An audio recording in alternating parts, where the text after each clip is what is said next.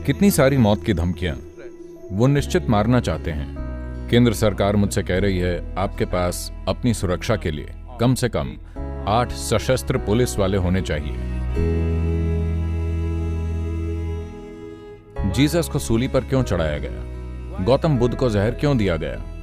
सत्य की शक्ति ऐसी ही होती है, यह सोच समझकर किया जाता है। कुछ राजनीतिक ताकतें भी उनके साथ हैं। प्लीज इस पर 3 मिनट खर्च करें, बस इतना ही लगता है। नमस्कारम सद्गुरु। हाल ही में आपके खिलाफ कुछ आरोप लगाए गए हैं। निशाना बनाकर किए गए इन हमलों की क्या वजह है? अपने गुरु के खिलाफ ये सब नकारात्मकता देखकर मैं बहुत भावुक हो जाता हूँ। अगर ये मेरे गुरु के खिलाफ होता तो मैं भी भावुक होता, पर ये मेरे गुरु के खिलाफ नहीं है तो मैं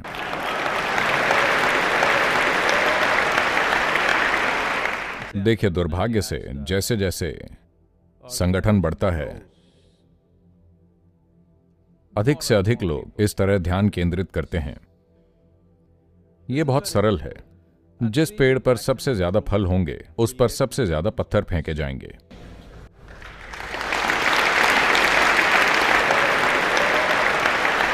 अगर यह बंजर पेड़ है तो कौन उस पर पत्थर फेंकेगा? क्योंकि पत्थर फेंकने में कुछ मेहनत लगती है ना?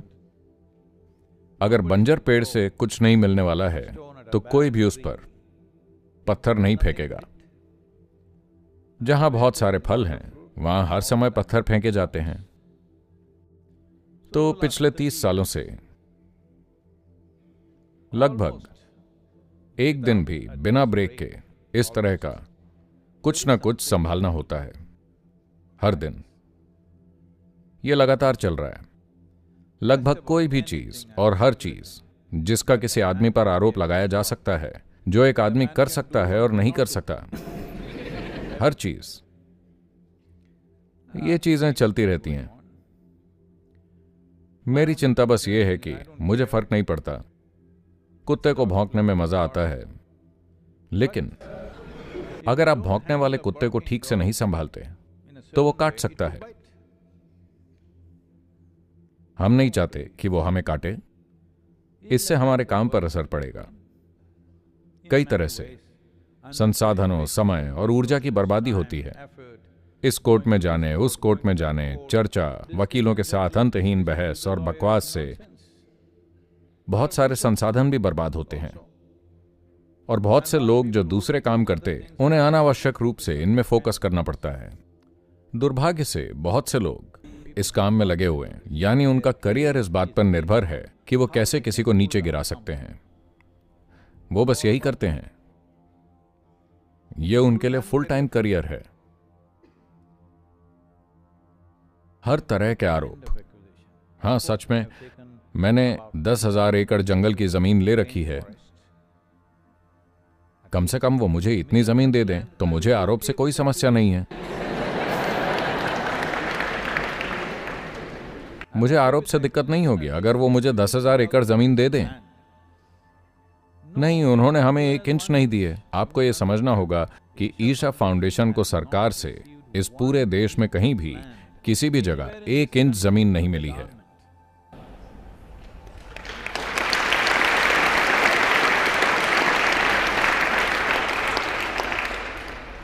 तो जब मैं सीधे चुनौती देता हूं, कृपया आकर देखिए, कोई भी आए, हम आपको सारी सुविधाएं देंगे, हमारे साथ रहिए, हम आपको खाना देंगे, कहीं भी जाइए और देखिए। अगर 1 इंच भी, 1 एकड़ नहीं, अगर 1 इंच जमीन पर भी हमने कब्जा किया हो तो आप मुझे दोबारा नहीं देखेंगे। मैं चला जाऊंगा। आप मुझे ना तो देखेंगे ना ही सुनेंगे। सब खत्म। खैर, वो नहीं आएंगे क्योंकि वो जानते हैं ऐसा कुछ नहीं है। उन्हें यह पता है। देखिए, मैं आपको और भी बेतुकी बातें बताता हूं। एक अभियान चला था कि मैं लोगों की किडनी चुरा रहा हूं। Don't laugh. हंसिए मत, यह हंसी का मामला नहीं है। आप यहाँ आए हैं, 7 महीने से यहाँ हैं। जाकर जांच कराइए, शायद आपकी एक ही बची हो। सम्मोहित करके आप लोगों का गुर्दा चुरा लेते हैं। मैं इतने सारे गुर्दों का क्या करता हूं? मैं उन्हें अरब और अमेरिका भेज रहा हूं क्योंकि वहां कमी है। मैं वहां भेज रहा हूं। ये चीजें मैगजीनों में छापी गई हैं। तो एक पत्रकार आकर मुझसे पूछता है, क्या यह सच है कि आप गुर्दे चुराकर अमेरिका भेज रहे हैं? मैंने कहा, मैं तो भेजना चाहूंगा, लेकिन मैं उन्हें बस नाश्ते में खा रहा हूं, मुझे पर्याप्त मिल नहीं रहे। अभी यह सब मजाक जैसा लगता है, लेकिन फिर जो काम चल रहा था, कंस्ट्रक्शन और दूसरे काम, उसके लिए जब हमारे ट्रक मजदूरों को लेने आसपास के गांवों में जाते थे तो कोई आना नहीं चाहता था उस समय पर। क्यों? क्योंकि अगर आप वहां गए तो वो आपका गुर्दा चुरा लेंगे। तो मैं कह रहा हूं कि जो सबसे घटिया आरोप किसी पर लगाए जाते हैं वो बहुत ही सोच समझ कर किए जाते हैं। ये मत सोचिए कि ये सब हवा में उड़ता है और ये मजाक है। गुर्दा चुराना ज्यादातर लोग जानते भी नहीं कि उनका गुर्दा कहां है। हाँ, ये सच्चाई है। तो ये हमेशा चलता रहता है, ये आज का मामला नहीं है, हमेशा। क्यों? किसी मंसूर को पत्थरों से मारा जाता है, क्यों जीसस को सूली पर चढ़ाया जाता है, क्यों गौतम बुद्ध को जहर दिया जाता है, क्यों आखिर क्यों किसी सुकरात को जहर दिया गया? सिर्फ इसलिए क्योंकि सत्य की ताकत ही कुछ ऐसी है। जब कोई व्यक्ति सत्य के कुछ पहलुओं की खोज शुरू करता है तो यह बहुत से लोगों को तकलीफ देता है जिन्होंने किसी और चीज में निवेश कर रखा है। यह उनकी रोजी रोटी को नुकसान पहुंचाता है, यह उनके अस्तित्व को नुकसान पहुंचाता है, तो वो इसके खिलाफ हो जाते हैं। अतीत में ज्यादातर समय वो आपको मार डालते थे, अब भी वो मारना चाहेंगे। ऐसा नहीं है कि उन्होंने कोशिश नहीं की, हम बस इसे दबाकर रखते हैं। कितनी सारी मौत की धमकियां हर जगह से, खासकर बांग्लादेश से। ओके,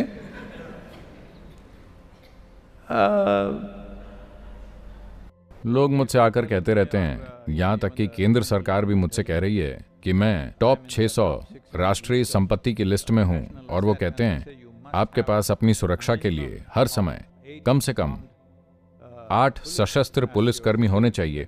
इसका मतलब है हमें हमेशा आश्रम में 24 पुलिसकर्मियों को रखना पड़ेगा। जहां भी मैं बैठूंगा, खड़ा होऊंगा, वो वहां होंगे। अगर मैं यहां हूं तो 4 यहां, 4 यहां होंगे। मैं इस तरह जीना नहीं चाहता, मैं ठीक हूं। अगर वो मुझे मारने के लिए इतने अधीर हैं तो देखेंगे। हम बस इसके प्रति सतर्क हैं, लेकिन हम हर जगह सुरक्षा नहीं चाहते। हम जहां जाएं वहां पुलिस ही पुलिस, पता है ना? हम ऐसे नहीं जीना चाहते। लेकिन क्या यह जोखिम है? हाँ, जोखिम है। हम कई तरीकों से इसे संभालने की कोशिश कर रहे हैं, लेकिन यह जोखिम है। देखिए, एक बात आपको समझनी होगी, मानवता के इतिहास में यह कभी नहीं हुआ। कई महान प्राणी आए, लेकिन उन्होंने केवल अपने आसपास हलचल मचाई, केवल अपने इलाके में थोड़ा असर पैदा किया, और उसी के लिए उन्हें मार दिया गया, क्योंकि उन दिनों मारना आसान था। आजकल मारना थोड़ा मुश्किल हो गया है, क्योंकि जो भी कानून व्यवस्था है और दूसरी चीजें हैं, लगभग हर देश में कोई ना कोई सुरक्षा बल है। तो आजकल वो आपको लोगों की नजर में मारने की कोशिश करते हैं, तरह तरह के आर्टिकल, वीडियोस, मैगजीन और बकवास बातों से, कोर्ट केस के जरिए। पिछले 30 सालों में एक भी ऐसा केस नहीं आया जिसकी सुनवाई हुई हो, क्योंकि उसमें कोई ठोस आधार नहीं है।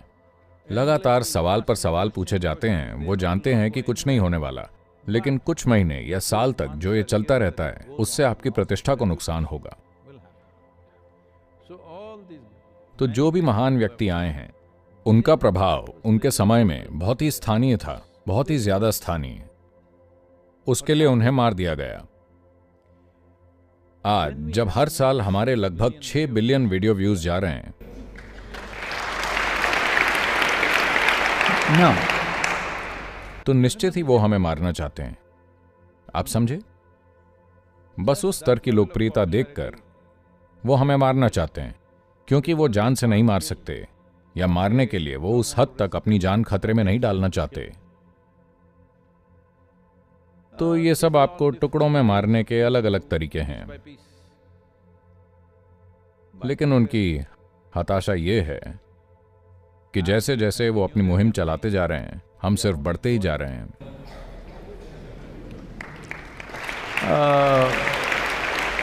इस वृद्धि को मूल रूप से ऐसी चीज से शक्ति मिलती है जिसे वो हरा नहीं सकते। लेकिन साथ ही इसे सावधानी से मैनेज किया जा रहा है। बहुत सारा मैनेजमेंट हो रहा है। लगता है जैसे हर कोई इस तरह घूम रहा है, ध्यान कर रहा है। नहीं, यहां बहुत से लोग हैं जो कानूनी और सामाजिक पहलुओं पर बहुत गहरी निगरानी रखते हैं, लगातार इसे देखते हैं, और मैं भी इसे लगातार देख रहा हूं। प्लीज ज्यादा से ज्यादा लोगों को खड़ा होना चाहिए, मेरे लिए नहीं। मुझे परवाह नहीं है कि मेरे साथ क्या होगा। महत्वपूर्ण बात यह है कि इस दुनिया के लिए जो समाधान है उसे कोई ऐसा व्यक्ति ना बिगाड़े जिसे मानव खुशहाली की कोई रुचि नहीं है।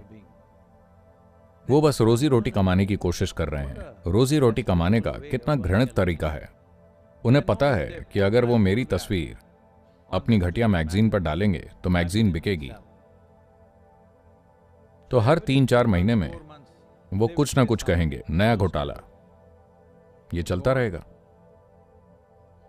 इस हद तक कि पिछले कुछ महीनों में, क्योंकि उन्हें लगा कि अब ये आखिरी चोट होगी, पिछले कुछ महीनों में, पिछले 4 महीनों में, क्योंकि मैं शारीरिक रूप से थोड़ा अच्छा नहीं था, तो उन्हें लगा कि यही समय है। वो यहां नहीं है, हमें ईशा फाउंडेशन को खत्म कर देना चाहिए। पता है क्या हुआ?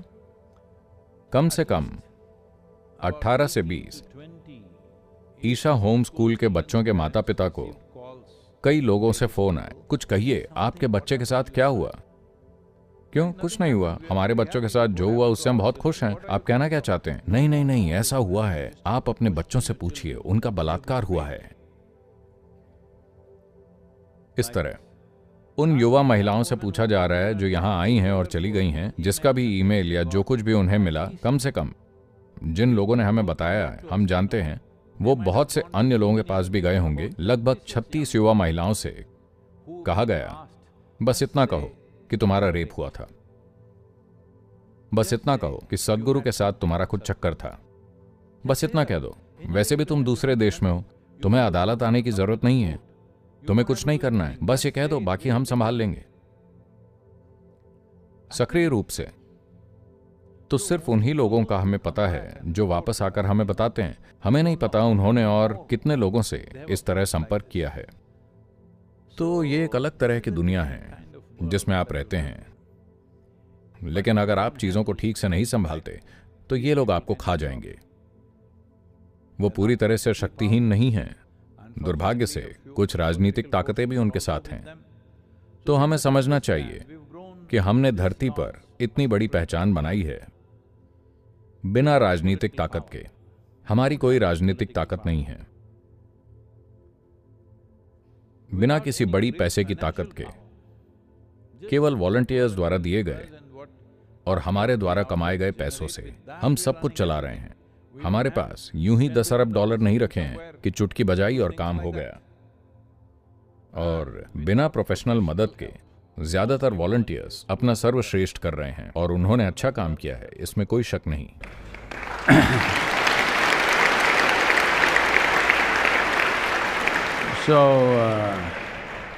आप में से जो सोच रहे हैं, अगर मैं सेवा करूंगा तो मेरी साधना चली जाएगी, अगर मैं साधना करूं तो मेरी सेवा चली जाएगी। पिछले 3-4 महीनों से मैं, कम से कम पिछले 3 महीनों से जब मैं अमेरिका में था, तो यहां कुछ लोग जिनके लिए यहां रात है और मेरे लिए दिन,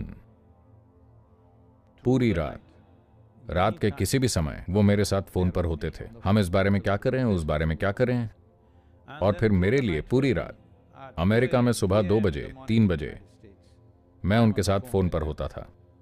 सिर्फ मैनेज मैनेज मैनेज मैनेज। अब हमने उन सभी को लगभग मात दे दी है और वो शांत है, लेकिन इसमें बहुत सारा अनावश्यक समय लगता है। अगर आप उतना काम किसी सकारात्मक चीज में लगाएं तो बहुत कुछ होगा। दुर्भाग्य से इसमें हर दिन बहुत सारा समय और ऊर्जा लगती है, लेकिन मैं समझता हूं ये लोकप्रियता की पीड़ा है। आप में से और लोगों को खड़े होकर इन्हें संभालना चाहिए। 3 minutes। अगर आपको लगता है कि हम जो कर रहे हैं वो सार्थक नहीं है तो छोड़ दीजिए। जो आपको सार्थक लगता है, जो आपको अच्छा लगता है, अगर आप उसे इस दुनिया में नहीं बढ़ाते तो मैं चाहता हूं कि आप समझें कि तब आप बुराई के स्रोत हैं। वो अपना काम कर रहे हैं, आप कुछ नहीं कर रहे हैं। हेलो, वो लोग कम से कम अपना काम कर रहे हैं, उनका जो भी बुरा काम है आप वो भी नहीं कर रहे हैं। ये बेवकूफी है ना? जिसे आप अच्छा मानते हैं प्लीज उस पर 3 मिनट खर्च करें, बस इतना ही लगता है। आप नहीं कर सकते? कल से मैं देखता हूं 1000 ज्यादा ट्वीट होने चाहिए।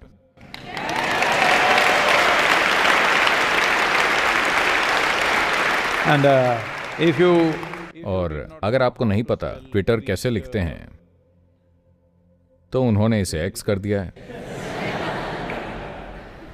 बहुत आसान, कृपया इसे एक्स करें।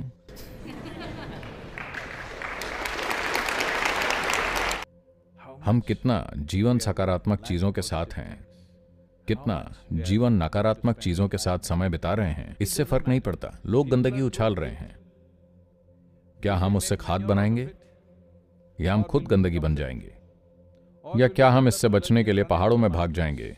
ये विकल्प हमारे पास हैं। मुझे आपको यह कहानी सुनानी चाहिए। 1994 में ईशा योग केंद्र, एक भव्य केंद्र जो सिर्फ 14 एकड़ जमीन का टुकड़ा था, ये तब नहीं था, वो हिस्सा केवल 14 एकड़। और हमारे भव्य केंद्र में एक बड़ी झोपड़ी थी जो गिरती रहती थी और हम उसे खड़ा करते रहते थे। अब वो झोपड़ी वहां कैवल्य कुटीर में बदल गई है। ये सिर्फ एक बड़ी झोपड़ी थी जो इस तरह से खड़ी थी क्योंकि सब कुछ कैशोरीना खंभों से बना था। वो ऐसे झुक जाते थे, हर बारिश में वो ढह जाते थे और हम फिर उन्हें खड़ा करते। हम वहीं रह रहे थे। केवल महिलाओं के लिए बाथरूम था, पुरुष जंगल में जाते थे। ये योग केंद्र था। लेकिन तब तक कोयंबटूर शहर में चर्चा होने लगी थी, हर कोई बात कर रहा था योग योग योग की।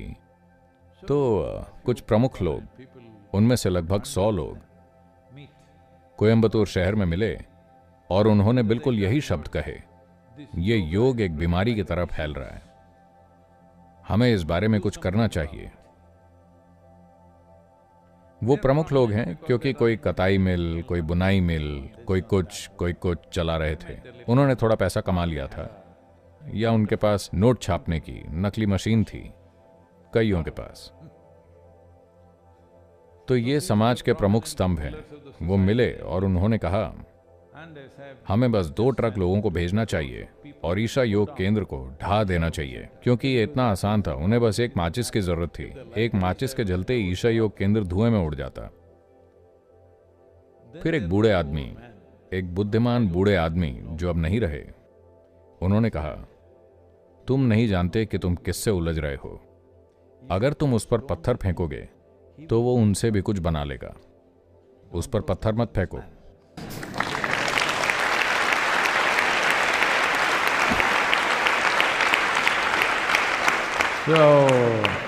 हर आरोप, हर विवाद जो वो पैदा करते हैं, हमने उनका उपयोग